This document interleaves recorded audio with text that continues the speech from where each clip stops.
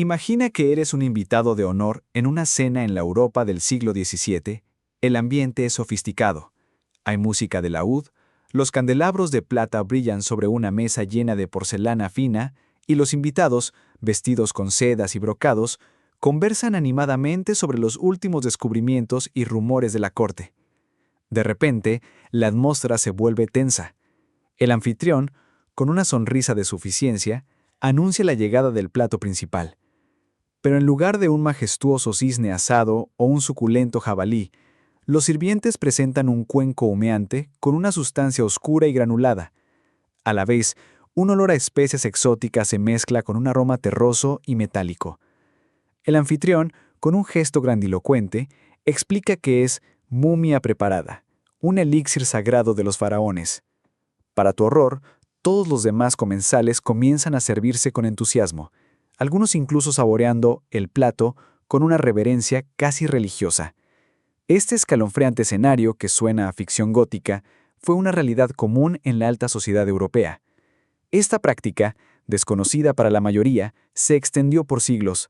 Los europeos de la nobleza no solo coleccionaban momias como trofeos de su exótica curiosidad, sino que las consumían de diversas formas.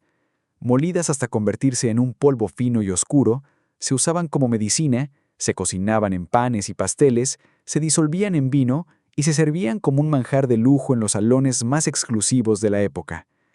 La medicina de mumia se convirtió en un lucrativo negocio, un fenómeno que se alimentaba de una mezcla de ignorancia, superstición y un profundo malentendido cultural y científico.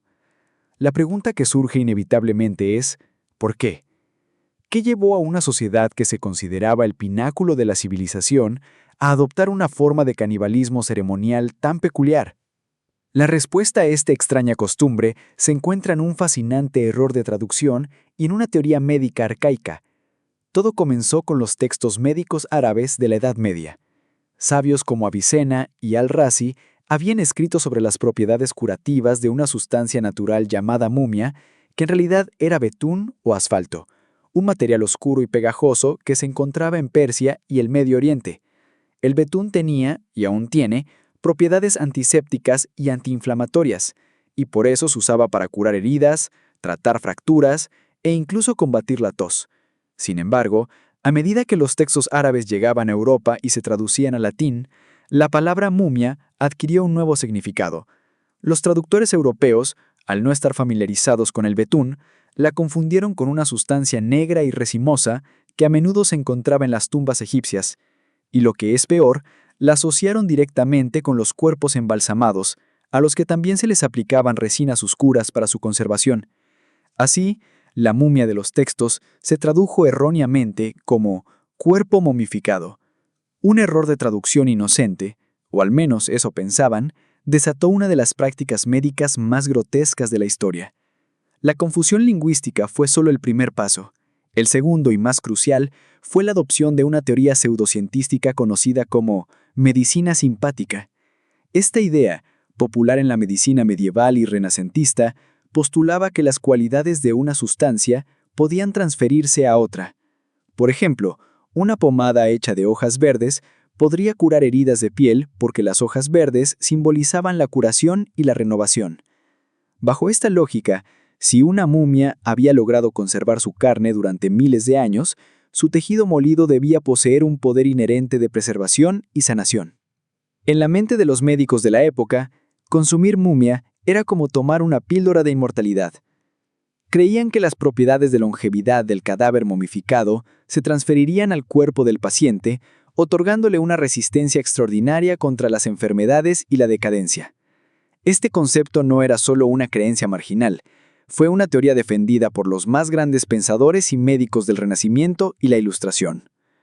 Los médicos de la corte, filósofos de renombre como Francis Bacon y reyes de toda Europa avalaron y promovieron esta práctica. La creencia en la mumia como panacea se arraigó tan profundamente en la cultura europea que se convirtió en un estándar de la medicina de la época. No se cuestionaba, se aceptaba como una verdad inmutable, respaldada por la autoridad de los clásicos y la creencia en la magia de la simpatía. Esto explica por qué la mumia no se consideraba un simple fetiche, sino un recurso médico de gran valor. Los boticarios la guardaban en sus estantes junto a las hierbas medicinales más preciadas y los médicos la prescribían para una asombrosa variedad de dolencias. La forma en que se preparaba y se consumía la momia variaba según la dolencia y la creatividad del boticario. La receta más común era simplemente moler el cuerpo desecado hasta obtener un polvo fino. Este polvo se vendía en pequeños paquetes o se mezclaba con otros ingredientes para crear pastillas, tinturas y emplastos. Por ejemplo, para tratar fracturas, se creía que un emplasto de momia molida y resina ayudaba a regenerar los huesos. Para las enfermedades internas, como la peste o la epilepsia, se disolvía el polvo en líquidos. El famoso vino de momia era una bebida popular en la que el polvo se mezclaba con vino tinto, una combinación que se creía especialmente efectiva para fortalecer el corazón y detener las hemorragias internas. Pero la creatividad no se detenía ahí. Los médicos y boticarios crearon recetas aún más elaboradas. En su libro La Farmacopea de Londres, incluían preparaciones que combinaban la momia con hierbas, especias y otros componentes. Esto le daba a la momia una legitimidad institucional que la mantenía en el estatus de medicina seria durante siglos. La práctica se mantuvo a pesar de que algunos pensadores y viajeros, como el médico árabe Abdel Latif el-Baghdadi, habían expresado su horror por la barbarie de esta costumbre, señalando que los europeos estaban consumiendo restos humanos sin ningún beneficio real, solo por un malentendido. El mercado para esta sustancia se volvió tan grande que se desarrollaron diferentes calidades de producto. Las momias supuestamente de la realeza egipcia o faraónicas se vendían a precios exorbitantes a la nobleza. Las momias de clase sacerdotal o noble eran una opción de rango medio, mientras que el polvo de momia común era una alternativa más accesible para la burguesía. Irónicamente, este mercado de la momia impulsó una ola de falsificaciones que llevaría a su eventual declive, como veremos más adelante. La obsesión por la momia transformó un símbolo de la muerte y la creencia en el más allá en un objeto de consumo, en una mercancía, un remedio que se creía capaz de curar todos los males, desde la epilepsia hasta los simples dolores de cabeza. La momia, de ser un objeto de reverencia, se convirtió en un ingrediente, un polvo, un sabor en la copa de vino de un noble. Para entender por qué los europeos se volvieron tan locos con las momias, debemos situarnos en el contexto del Renacimiento. Esta fue una época de exploración, redescubrimiento y un hambre insaciable por el conocimiento y lo exótico. Los exploradores traían de vuelta historias fantásticas de tierras lejanas, y los eruditos se sumergían en los textos antiguos de Grecia y Roma. Pero nada, absolutamente nada, cautivó tanto la imaginación europea como el misterio del antiguo Egipto. Las historias sobre faraones inmortales, pirámides monumentales y dioses con cabezas de animales resonaban profundamente en una sociedad que comenzaba a cuestionar sus propias verdades y a buscar nuevas formas de entender el mundo. Egipto se convirtió en el lugar de moda. Tener un objeto egipcio no solo era una prueba de riqueza, sino también un signo de sofisticación intelectual y una conexión con un pasado glorioso. Las momias eran el artículo más preciado de todos. Se veían como el máximo trofeo, un puente tangible entre el presente y una civilización mística de la que se sabía muy poco. Pero la visión que se tenía de estas momias era completamente deshumanizada. No eran vistas como los restos de personas, sino como artefactos, curiosidades que representaban una extraña y lejana forma de inmortalidad. Esta fascinación por las momias creó un mercado increíblemente lucrativo. Y, por supuesto, un mercado negro que se extendía desde las tumbas en Egipto hasta los salones de la alta sociedad europea. Los comerciantes exhibían momias enteras en sus escaparates como si fueran antigüedades o piezas de arte, y la demanda era tan alta que las rutas comerciales del Mediterráneo se llenaron de barcos que transportaban estos macabros cargamentos. La nobleza y la burguesía adinerada no solo compraban momias para sus colecciones personales. Se hicieron populares los unwrapping parties, o fiestas de desenvolver momias, una especie de evento social extravagante y morboso. Los anfitriones invitaban a sus amigos a un salón lujoso donde la atracción principal era la momia envuelta en lino, Con gran ceremonia, despegaban capa por capa los vendajes antiguos, revelando al cuerpo conservado en su interior. Estas fiestas eran una muestra de poder, de una insensibilidad espantosa y de la creencia de que se estaba participando en un acto de descubrimiento, sin importar la profanación que implicaba. Este ritual de unboxing se veía como un acto de iluminación, no como un acto de barbarie. El mercado de momias no se detenía en los salones de la élite. Los boticarios se convirtieron en los principales clientes. La creencia en la medicina simpática, que explicaremos en el bloque 1, había creado una demanda masiva de polvo de momia y los boticarios lo vendían como uno de los remedios más importantes de su inventario.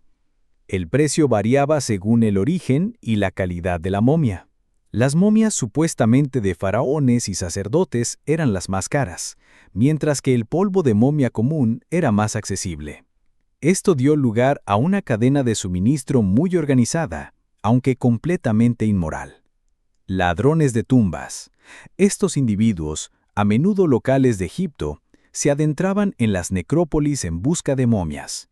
No tenían ningún respeto por los cuerpos, a menudo los rompían para que fueran más fáciles de transportar o simplemente extraían las partes más valiosas para la medicina. Comerciantes. Actuaban como intermediarios, comprando las momias a los ladrones y transportándolas por mar hasta los puertos europeos, como Alejandría y Venecia, que se convirtieron en importantes centros de comercio de momias. Mayoristas y boticarios. Una vez en Europa, los mayoristas vendían las momias enteras o en pedazos a los boticarios y médicos. Algunos boticarios incluso tenían estaciones de molienda en sus propias tiendas, donde molían las momias a la vista de los clientes, garantizando así la autenticidad y la frescura del producto. A medida que la demanda crecía, la oferta no podía seguir el ritmo. Para satisfacer el insaciable apetito europeo por las momias, los comerciantes comenzaron a recurrir a la falsificación. Este fue un punto de inflexión crucial en la historia. Los falsificadores tomaban cadáveres recientes, a menudo de personas pobres o de hospitales, los trataban con betún y especias, los envolvían en lino viejo y los secaban. Luego los vendían como auténticas momias egipcias. A menudo, estos cuerpos falsos eran más oscuros y brillantes que las momias reales, ya que estaban embalsamados con una gran cantidad de betún para darles la apariencia que los europeos esperaban, sin saber que las momias auténticas no se veían así. Esta proliferación de falsificaciones no detuvo el comercio, sino que lo hizo aún más rentable. Los clientes adinerados creían que estaban comprando momias de la realeza, pero en realidad estaban consumiendo los restos de criminales o indigentes. Este engaño se perpetuó durante décadas y los propios ladrones de tumbas admitieron más tarde que las momias que vendían eran a menudo falsificaciones caseras. Paradójicamente, este fraude masivo fue uno de los factores que, con el tiempo, contribuiría a la caída de la práctica. Cuando la gente empezó a sospechar que estaba pagando una fortuna por cuerpos modernos, la fe en la medicina de momia comenzó a resquebrajarse. La creencia en el poder curativo de las momias no se limitó a un simple polvo. Los médicos del Renacimiento y la era barroca, armados con la teoría de la medicina simpática, crearon una amplia y extraña farmacopea basada en los restos humanos. La versatilidad de la momia como ingrediente medicinal era sorprendente, y se creía que podía curar casi cualquier cosa, desde un simple dolor de cabeza hasta enfermedades mortales como la peste. En los recetarios de la época, la momia se preparaba y administraba de diversas maneras, dependiendo de la dolencia. La forma más común era el polvo de momia, o mumia vera, que se vendía en pequeños frascos. Este polvo se mezclaba con otros ingredientes para crear pastillas, píldoras y ungüentos. Por ejemplo, para tratar la epilepsia, una enfermedad que se atribuía a un desequilibrio de los humores corporales, se recetaban píldoras que contenían una mezcla de polvo de momia, hierbas y otras sustancias.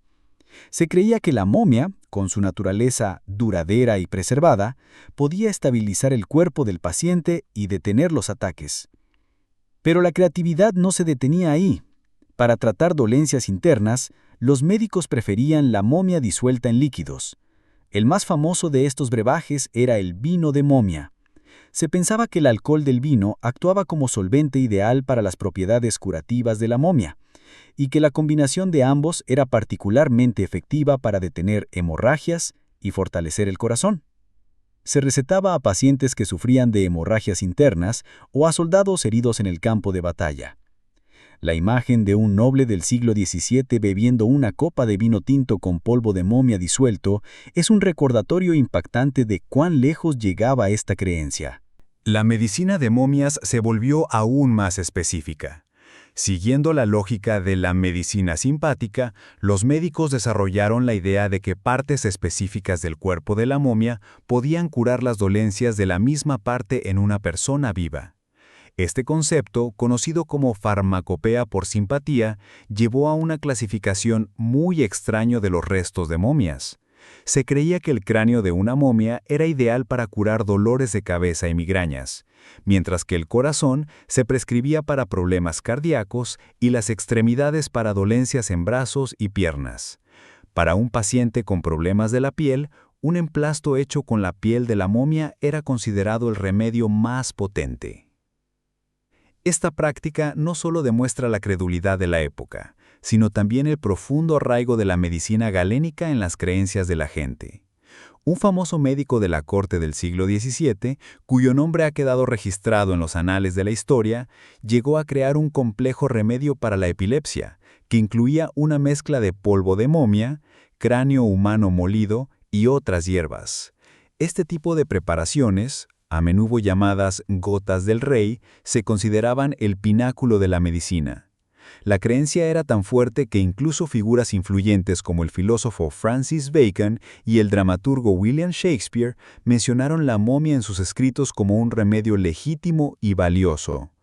Bacon, un defensor del método científico, sorprendentemente no cuestionó esta práctica, lo que subraya cuán profundamente enraizada estaba en la cultura intelectual de su tiempo.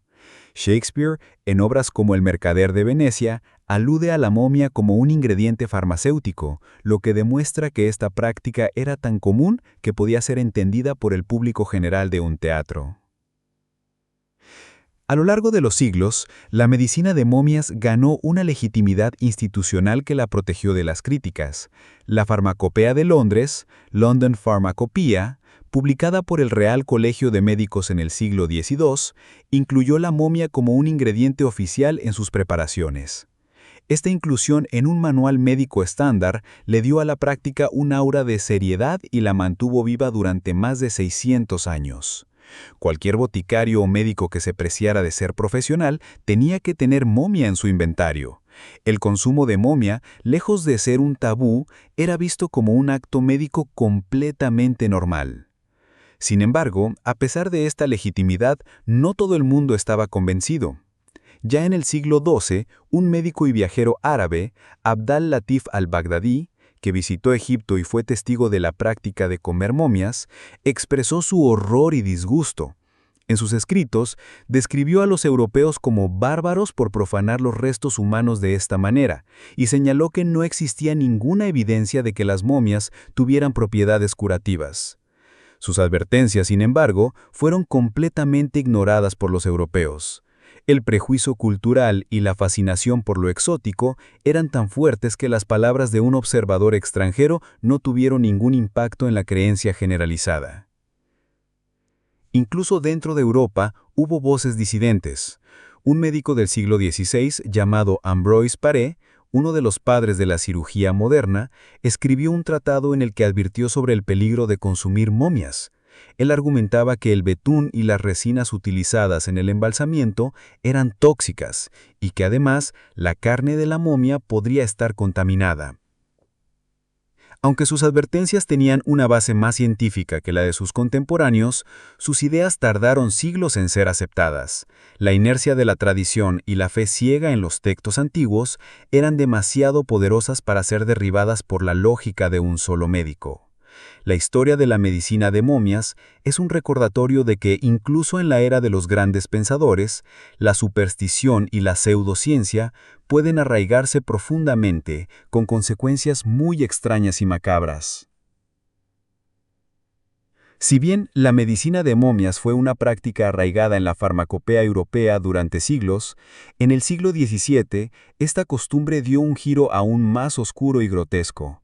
La nobleza y la alta burguesía, siempre en busca de nuevas formas de demostrar su riqueza y su excentricidad, llevaron la moda de la momia más allá del ámbito médico. La momia, de ser mero ingrediente para curas, se transformó en un manjar exótico y un espectáculo de élite. Lo que comenzó como una pseudociencia médica evolucionó hasta convertirse en una forma de canibalismo ceremonial, una moda que definiría la extraña mentalidad de una época. Imagina un banquete en Francia de los años 1680. No se trataba de una simple cena, sino de un evento de ostentación y conocimiento del mundo. El anfitrión, para asombrar a sus invitados, presentaba el plato de momia, una delicadeza que se había convertido en el pináculo de la extravagancia culinaria. Los sirvientes servían la carne de momia extraída cuidadosamente de los restos y sazonada con especias como si se tratara de un paté antiguo. Los invitados, lejos de horrorizarse, la saboreaban con una mezcla de curiosidad y reverencia, a menudo jactándose de la antigüedad de la momia que estaban consumiendo, como si se tratara de un vino de una cosecha rara. Los banquetes no eran el único escenario de esta macabra moda. La nobleza buscaba formas aún más creativas de interactuar con sus momias, y la mercantilización del cuerpo humano no conocía límites. Algunos organizaban fiestas de pintura de momias, donde artistas usaban el pigmento marrón momia para pintar retratos de los invitados. Este color, hecho de momias molidas, era apreciado por su tonalidad terrosa y su capacidad para crear una paleta de colores cálidos. El acto de pintar con restos humanos era visto como una forma de arte vanguardista, un recordatorio impactante de la delgada línea entre la creación y la profanación en la mentalidad de la época. El ritual de la ceremonia de desenvolvimiento, Unwrapping Party, que se había iniciado en el Renacimiento, alcanzó su apogeo en este periodo. Se convertía en una oportunidad para que el anfitrión demostrara su riqueza y su erudición. Los invitados se reunían alrededor de la momia, apostando sobre su edad, su género o su estatus social, mientras se despegaban los vendajes. Este acto, que en nuestros ojos es una profanación total, era para ellos una experiencia educativa y social, un vistazo al pasado que no respetaba su humanidad ni su legado. La lógica de la medicina simpática también se aplicó en el ámbito de la gastronomía. A medida que la moda del mommy meat crecía, los chefs y los médicos crearon una serie de recetas basadas en la idea de que partes específicas de la momia podían tener beneficios específicos. Los ricos podían pedir cortes de momia personalizados para sus banquetes. La cabeza era el manjar más preciado, pues se creía que su consumo podía otorgar sabiduría. El corazón era ideal para los amantes y para aquellos que buscaban el coraje, y las manos y los pies se servían para aquellos que querían fortalecer su destreza manual o su agilidad física. Esta segmentación del cuerpo humano para el consumo demuestra un nivel de deshumanización que es difícil de comprender hoy en día. Las momias no eran vistas como los restos de personas, sino como una simple materia prima, un recurso biológico que podía ser dividido, catalogado y consumido según las necesidades o los caprichos del consumidor. La sofisticación con la que se trataba este macabro producto contrasta fuertemente con la barbarie inherente al acto.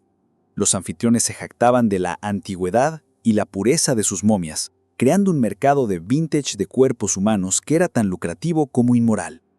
Esta extravagancia y falta de respeto por los restos humanos no pasaron desapercibidas para todos.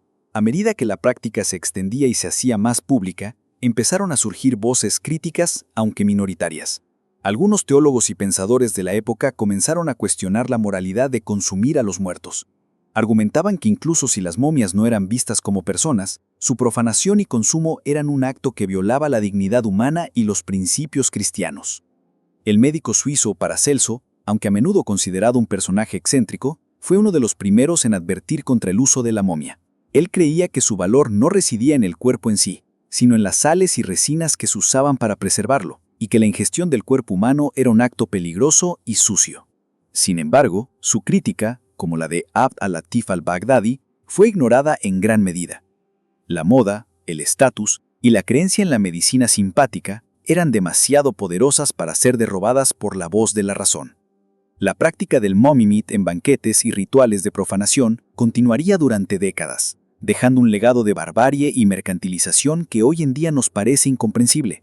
La momia, el símbolo de la inmortalidad egipcia, se convirtió en una trágica metáfora de la ignorancia y la crueldad europea. La práctica de comer momias, que se mantuvo durante siglos, no desapareció de la noche a la mañana. Su declive fue un proceso lento y gradual, alimentado por una combinación de factores que comenzaron a socavar la credibilidad de esta extraña medicina. La primera grieta en la fe del público no provino de la moralidad, sino de la calidad del producto. A medida que la demanda por las momias crecía, el mercado se inundó de falsificaciones. Los propios ladrones de tumbas y comerciantes, incapaces de mantener el ritmo de la demanda con momias auténticas, comenzaron a admitir a regañadientes que la mayoría de los cuerpos que vendían en realidad eran los restos de personas recientes. Esta revelación fue un golpe demoledor. La premisa de la medicina de momias se basaba en la idea de que se trataba de cuerpos antiguos, impregnados del poder de la longevidad. Cuando los compradores, especialmente los de la alta sociedad, descubrieron que estaban pagando una fortuna por los restos de criminales o indigentes locales, su fe en el remedio milagroso se desvaneció. La medicina de momias pasó de ser una panacea de élite a un fraude. El engaño se convirtió en un veneno que mató el mercado, pues la nobleza no quería ser vista comiendo los restos de personas comunes, y mucho menos de criminales recientes. El verdadero golpe de gracia para la medicina de momias llegó con el surgimiento del pensamiento científico. A finales del siglo XVII y durante todo el XVIII, la medicina empezó a alejarse de la tradición galénica y la superstición, abrazando un enfoque más empírico. Los médicos de la Ilustración, como el holandés Herman Boerhaave, comenzaron a basar sus diagnósticos y tratamientos en la observación y la experimentación, en lugar de en textos antiguos y creencias mágicas. Empezaron a hacer cosas locas como probar si los medicamentos realmente funcionaban. La momia, al ser sometida a este escrutinio, no mostró ningún efecto curativo. Los científicos de la época demostraron que el betún y otras resinas utilizadas en el embalsamamiento eran en realidad tóxicas y que la ingestión de restos humanos era peligrosa y a menudo inútil. La creencia en la medicina simpática, el pilar teórico de esta práctica, fue gradualmente desmantelada por la nueva comprensión de la anatomía y fisiología. Lo que antes era visto como una cura mágica, ahora era visto como un acto de ignorancia y barbarie. La medicina de momias pasó a ser un ejemplo de los peligros de la pseudociencia, un error que la nueva medicina, basada en la razón, debía superar. Otro factor crucial en la desaparición de la práctica fue el cambio en la percepción de los propios egipcios y sus restos. A lo largo del siglo XVIII y especialmente en el XIX, el interés por Egipto se transformó de una mera curiosidad por lo exótico a una fascinación por la arqueología y la historia. Eruditos como Jean-François Champollion, que descifró la piedra de Rosetta en 1822, revelaron la compleja y sofisticada civilización que había detrás de las pirámides y las momias. El descubrimiento de que las momias no eran simples artefactos, sino los restos de personas con nombres, historias y creencias en el más allá, provocó un cambio dramático en la conciencia europea. Las mismas personas que antes organizaban fiestas para desenvolver momias, ahora veían estos cuerpos con una nueva reverencia y respeto. Las momias dejaron de ser materia prima para la medicina y la gastronomía, y se convirtieron en objetos de estudio histórico y cultural. Los museos, en lugar de molerlas, comenzaron a coleccionarlas y a exhibirlas con respeto, protegiéndolas para las futuras generaciones. El concepto de antigüedad se transformó, y lo que antes era un ingrediente, ahora era un tesoro invaluable. Para finales del siglo XIX, la práctica de comer momias había desaparecido casi por completo. La gente que alguna vez la practicaba, ahora fingía que nunca había existido, y la medicina moderna la consideraba un vergonzoso error del pasado. Sin embargo, el legado de esta extraña moda es trágico. Se estimaron que cientos de miles de momias, muchos de ellos tesoros arqueológicos invaluables, fueron destruidos y consumidos por la ignorancia.